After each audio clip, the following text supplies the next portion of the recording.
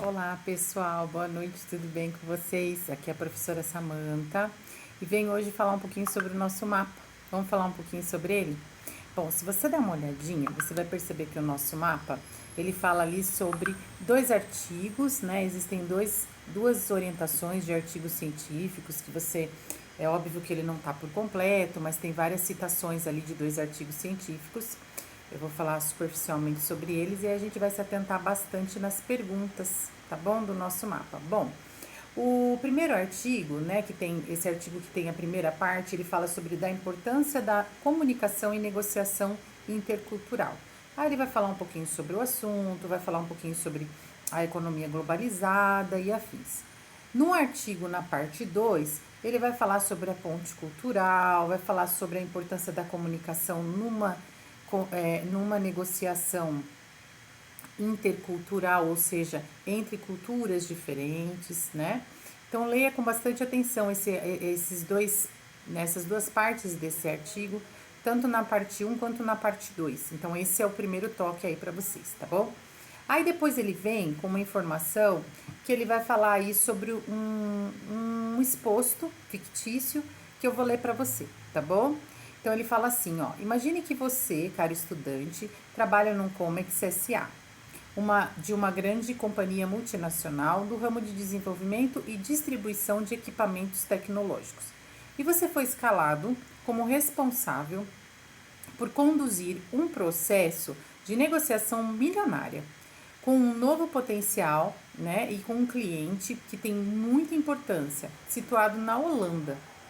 De antemão, você foi instruído sobre o comportamento dos holandeses durante uma negociação, em que foi dito que, em geral, eles são concentrados em fatos e números, mas também adotam discursos mais longos e raramente tomam decisões finais sem um bom debate holandês, às vezes até beirando uma zona de perigo de análise excessiva.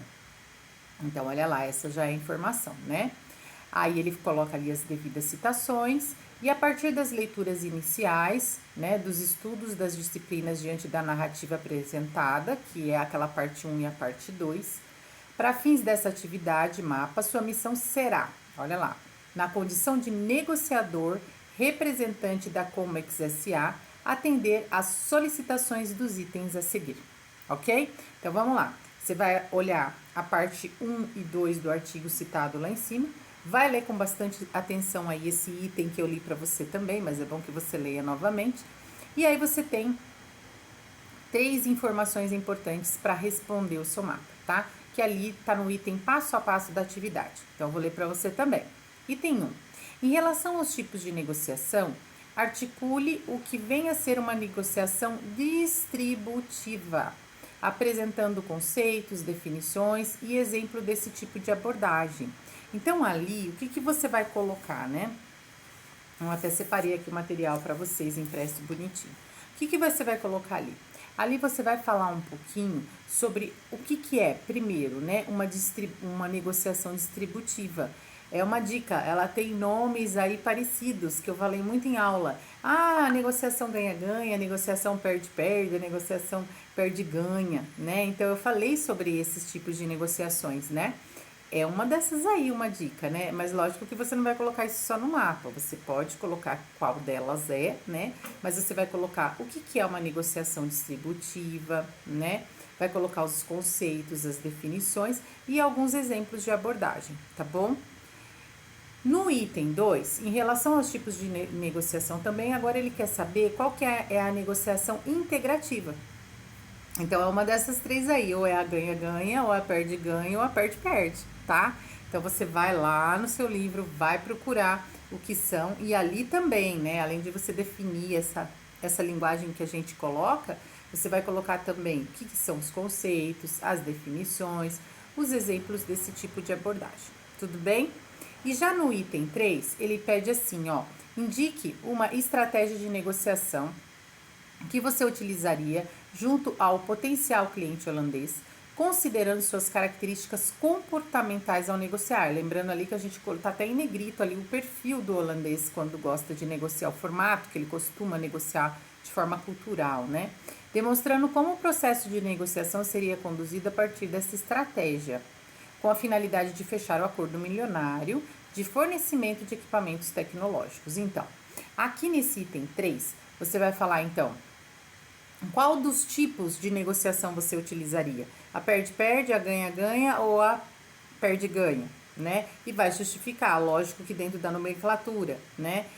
Qual o termo técnico para essas três ali que você utilizaria e justificando como que seria com essa cultura. Que cultura, professora? Vou ler de novo. O perfil dos holandeses durante uma negociação eles são concentrados em fatos de números, mas também adotam discursos mais longos e raramente tomam decisões finais sem um bom debate holandês. Às vezes até beirando uma zona de perigo de análise excessiva. Então, olha só, eles são analíticos na parte numérica, eles são muito questionadores. É isso que essa informação está falando. Então, olha só, você vai fazer a sua negociação com uma empresa extremamente questionadora, extremamente analítica, vai te pedir números, vai te pedir características. O que você usaria de estratégia para negociar? É isso, tá bom? Então é isso, pessoal. Não esqueça de colocar citações do livro nas suas respostas, no item 1, no item 2, no item 3, né? É legal que você coloque citação, né? Conforme a página tal, do capítulo tal, é importante que você exercite também essas citações, tá bom? É muito importante também que lá no final do seu trabalho você coloque a bibliografia, né? Qual que você utilizou? Utilizou o nosso livro? Então, descreva lá de forma correta, dentro das metodologias que vocês sabem já como funciona.